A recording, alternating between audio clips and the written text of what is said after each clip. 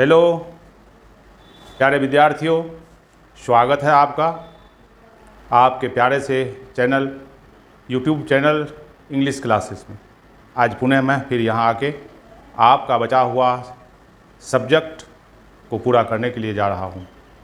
तो कल मैंने आप लोगों को सब्जेक्ट वर्ब एग्रीमेंट पढ़ाया था, जिसका 2 वीडियो आप लोगों के पास पहुँच भी चुका है। आज तीसरा बन रहा है। 6 नंबर तक मैं आप लोगों को बता दिया हूँ। मैं ये बताया हूँ कि 15-20 नंबर तक आपको बताएंगे, इसी से आपका सब्जेक्ट वर्ब एग्रीमेंट से कंट्रोल हो जाएगा। तो चलिए हम आगे बताना शुरू करते हैं। नंबर 7 लिखिए, distance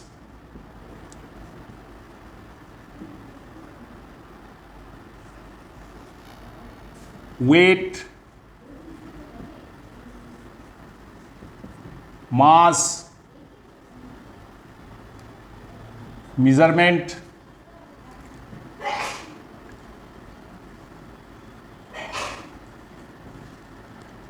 distance, weight, mass, measurement बताने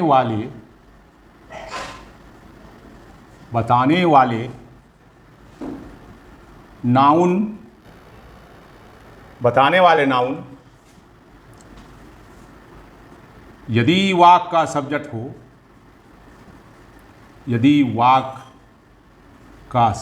हो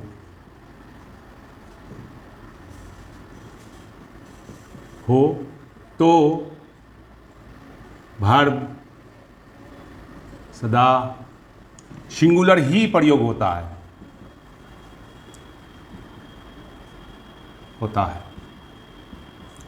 अब पहले समझिए, ऐसा नाम जिससे दूरी का बोध हो।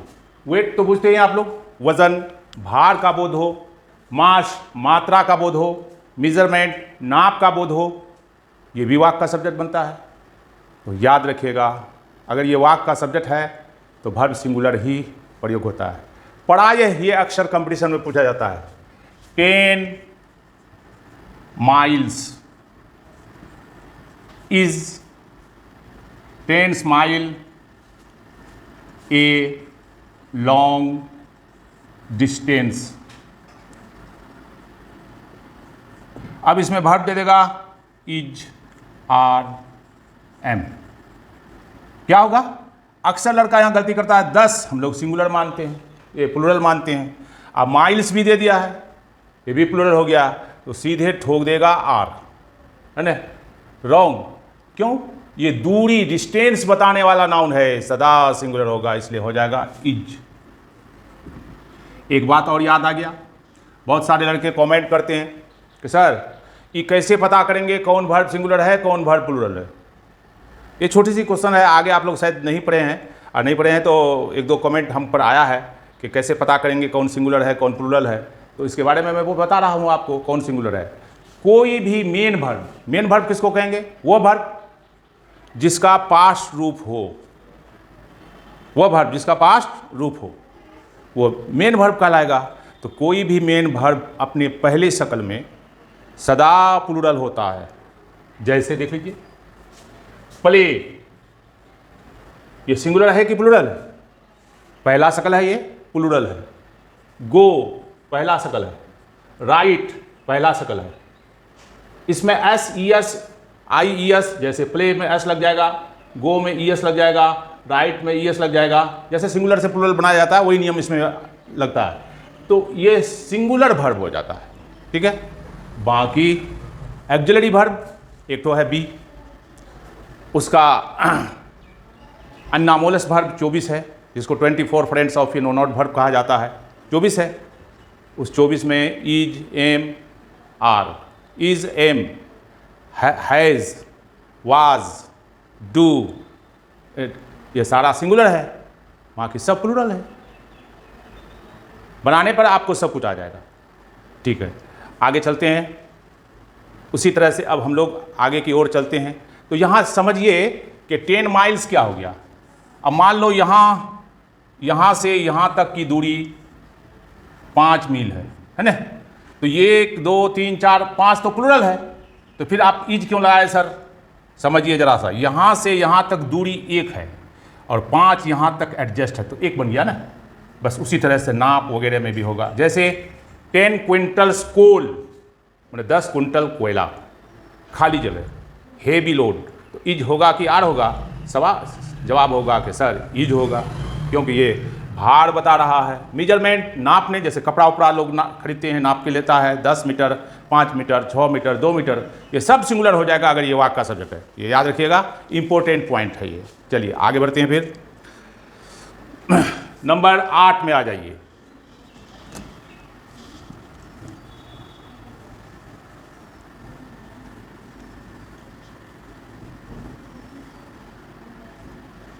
नंबर 8 में आ जाइए।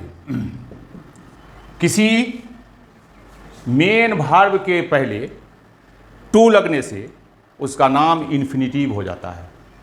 मेन वर्ब, अभी बताया हम मेन वर्ब किसको कहते हैं। जैसे देख लीजिए, राइट, प्ले, गो, सिंग, ये मेन वर्ब। इसके पहले टू लगने से, इसके पहले ये टू लग गया, इधर भी लगेगा, इधर भी लगेगा, इधर भी लगेगा, तो अब ये वर्ब नहीं है, इसका नाम हो जाएगा इन्फिनिटिव। और ये वर्ब नहीं रहा, इसका नाम हो गया इन्फिनिटिव, और एक इन्फिनिटिव नाउन होता है, नाउन बन जाता है वो। तो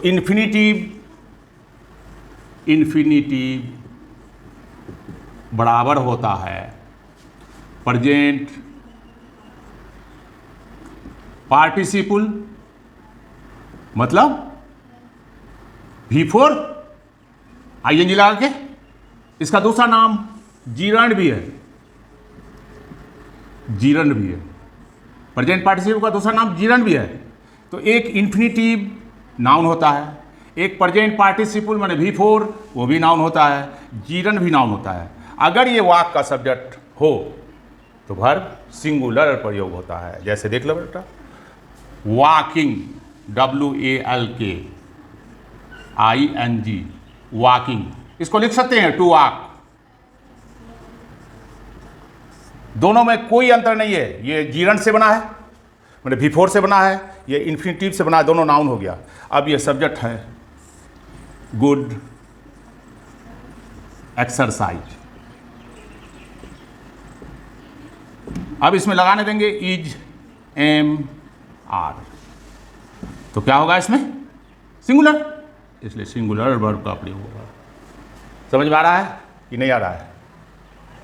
अब एक सवाल है, क्या सवाल है कि अगर दो इन्फिनिटिव या दो जीरंड एंड से जुटा हो तो वर्ब क्या होगा?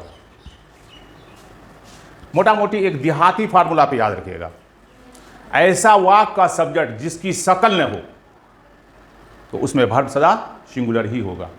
तो दो लग जाएगा, जैसे देख लो,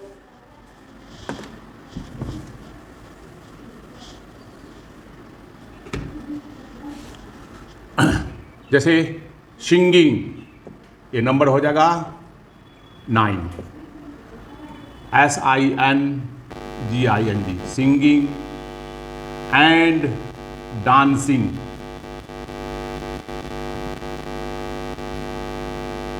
सिंगिंग एंड डांसिंग, सिंग माने गीत गाना, ये ऐसा भी कर सकते हैं, to sing and to dance, ये भी कर सकते हैं, दोनों सही होगा, क्योंकि प्रेजेंट पार्टिसिपल मतलब V4 बराबर होता है इन्फिनिटिव के, तो कोई भी आ सकता है, और एंड से जुटा हुआ है, तो दो नाउन अगर एंड से जुटा हो तो क्या होता है? प्लूरल हो जाता है।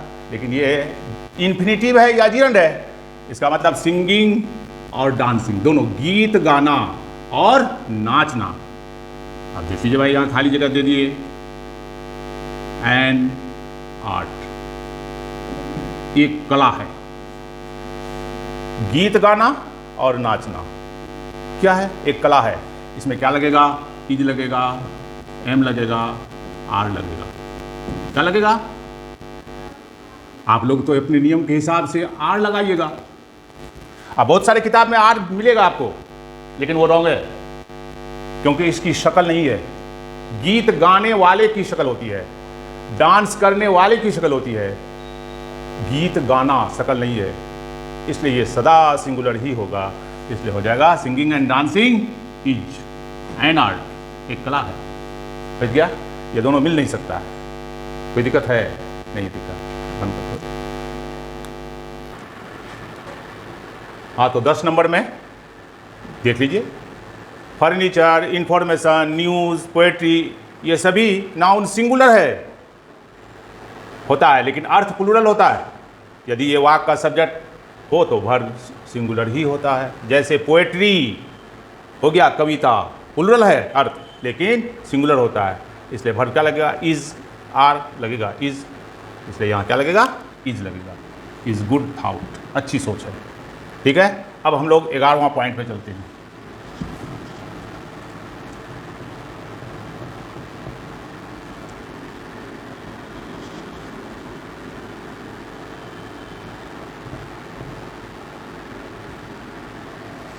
ग्यारहवां पॉइंट, 11 नंबर, भी आई है। बस ये मान लीजिए आप लोग कि इससे एक क्वेश्चन रहेगा ही, एकदम रहेगा। हम लोग कॉमन रूप से जानते हैं, दो नाउन अगर एंड से जुटा हो तो वह प्लूरल होता है और भल प्लूरल होता है, लेकिन यहाँ भी जुटेगा दो नाउन एंड से और सिंगुलर हो जाएगा। कैसे? देखिए, पढ़ाएंगे हम आर्टिकल। कुछ नाउन ऐसे हैं जिसके पहले आर्टिकल द लगने से वो अलग अलग नाउन माना जाता है। जैसे देख लीजिए, the head master and the pleader, दो नाउन है यहाँ पर, हेड मास्टर भी है और प्लीडर भी है, और दोनों के पहले आर्टिकल द लगा हुआ है। इसका मतलब है कि ये दो आदमी है, अलग अलग है, और एंड से दोनों को जोड़ दिया है, तो क्या होगा? खाली जगह, कमिंग, इज होगा या आर होगा। बस जनरल रूल लागू है इसमें। एक नाउन, एक हेड मास्टर हो गया और दूसरा हो गया वकील साहब, तो दोनों अलग आदमी हो गया। ये अलग कैसे हो गया? ये द के वजह से, इधर भी आर्टिकल द है, इधर भी आर्टिकल है। आदमी तो एक है, लेकिन अगर यही अलग न हो, जैसे देख लीजिए, द हेड मास्टर एंड, ये द को हटा देते हैं, सिर्फ प्लीडर दे देते हैं, pleader, the head master and pleader, head master साहब और वकील साहब, ये भी अर्थ हो गया, लेकिन यहाँ द हट गया, यहाँ से द हट गया। इसका मतलब वही आदमी हेड मास्टर है जो वकील साहब भी है, एक आ गया, इसलिए इसके साथ वर्ब सिंगुलर लग जाएगा, इसके साथ लग जाएगा आर और इसके साथ लग जाएगा इज। समझ में आ गया? मेरे ख्याल से समझ में आ गया होगा। ठीक है, बहुत ही इंपॉर्टेंट है ये, भी आई है, अक्सर ये पूछता है, कंपटीशन में भी मैंने देखा है, कमीशन के एग्जाम वगैरह सब में देखा है। फिर एक दिन आप लोगों को सारा क्वेश्चन का हम एक्सरसाइज करवाएंगे, बनवाएंगे कैसे बनता है। फिर नंबर 12 पे आ जाइए आप। ठीक है, नन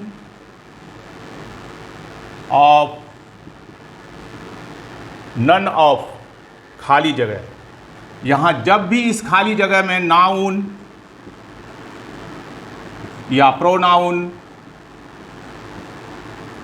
नाउन या प्रोनाउन हो, वह प्लूरल में होता है,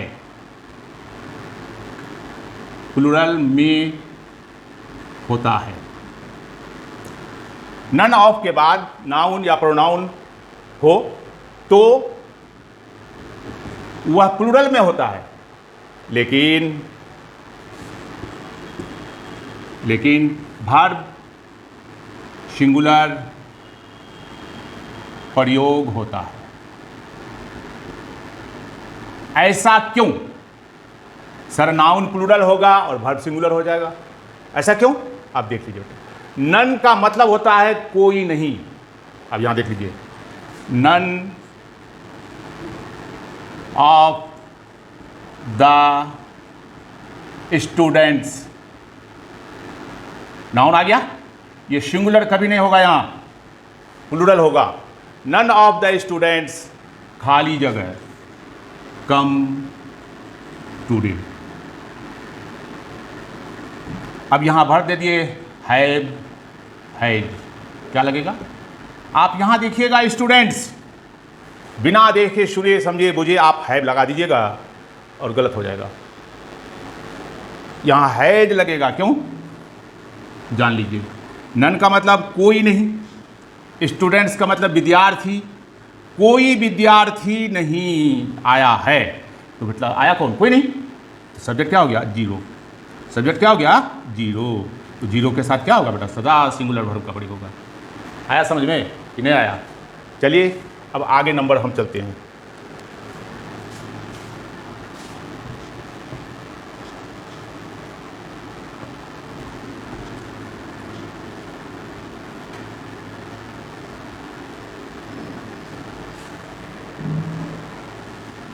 नंबर 12 में देखिए,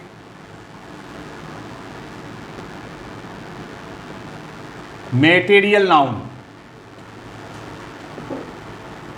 वो नाउन है जिसको नापा या तौला जा सके, है ना? Material noun. यदि वाक का सब्जेक्ट हो, वाक का सब्जेक्ट हो तो वर्ब सिंगुलर ही प्रयोग होता है, सिंगुलर ही प्रयोग होता है। जैसे मिल्क, मिल्क खाली जगह, वाइट, इसमें वर्ब देंगे इज, आर। दूध हो गया, मेटेरियल नाउन है, सीधा मारिएगा इज, है ना? ये पॉइंट लगभग सब जानता है, आप सब जानते हो तुम लोग भी, लेकिन इसकी जड़ बताने के लिए मैं आपको ये पॉइंट बता रहा हूं। कभी कभी क्या होता है, एक से अनेक मेटेरियल नाउन एक वाक में सब्जेक्ट आता है, तो वर्ब क्या कीजिएगा आप? एंड से भी जुटा रहेगा, तो वर्ब क्या मारिएगा? प्लूरल। कभी प्लूरल नहीं होगा, सदा सिंगुलर होगा। जैसे देखिए, लिख लीजिए, अगर एक से अधिक मेटेरियल नाउन एंड से जुटा हो तो फिर भी वर्ब सिंगुलर ही प्रयोग होगा। जैसे देख लीजिए, milk and water, milk and water, खाली जगह,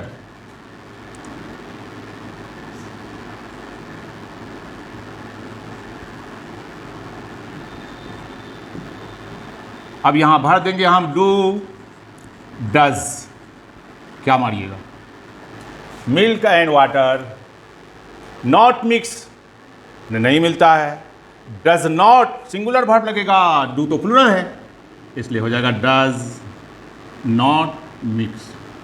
इसी को बताने के लिए बहुत इंपॉर्टेंट है, हो सकता है आप लोगों को ये पूछ दे। चलिए अब आगे नंबर पे चलते हैं, बंद हो जाते हैं।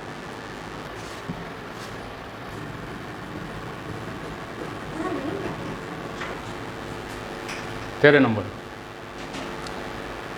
ये बहुत ही इंपॉर्टेंट नंबर है, अक्सर ये पूछता है। मैं तो अक्सर पढ़ाते ही रहता हूँ, बैंक में देखा हूँ, एक्साइज में देखा हूँ, न जाने कितने कितने कंपटीशन एग्जाम में देखा हूँ। इसलिए डीएलएड के लिए ये बहुत ही महत्वपूर्ण है। और डीएलएड में आपका सिलेबस में लिखा हुआ है कि मैट्रिक स्तर के प्रश्न पूछे जाएंगे, मैट्रिक से आगे नहीं। तो मैं मैट्रिक स्तर के टोटल चीज़ में सब्जेक्ट वर्ब एग्रीमेंट में आपको पढ़ा दिया हूँ, एक आखिरी बचा हुआ है, इसको भी पढ़ लीजिए। तो देखिए भाई, कभी कभी क्या होता है, तीनों पर्सन वाक का सब्जेक्ट होता है, अर्थात 321, 3 का अर्थ हो गया थर्ड पर्सन, 2 का अर्थ हो गया सेकेंड पर्सन,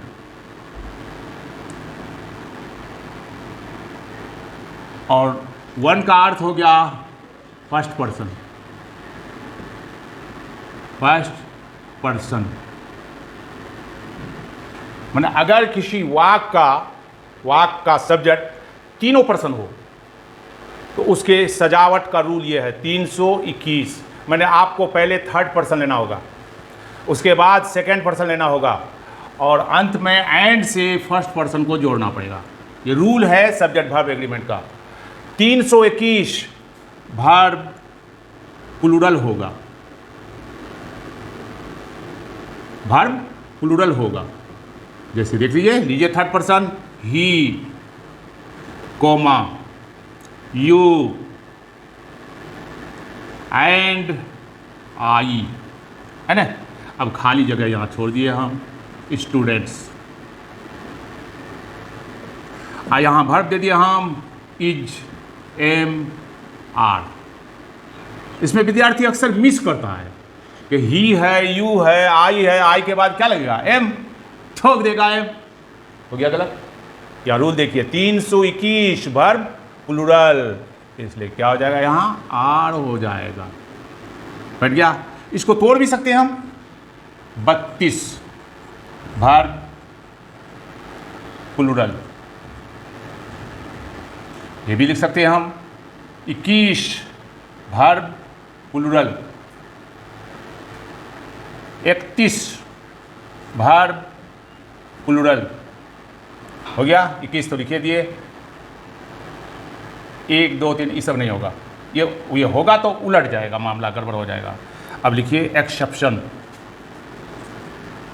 या नंबर बढ़ा लीजिए, नंबर 14 कर दीजिए।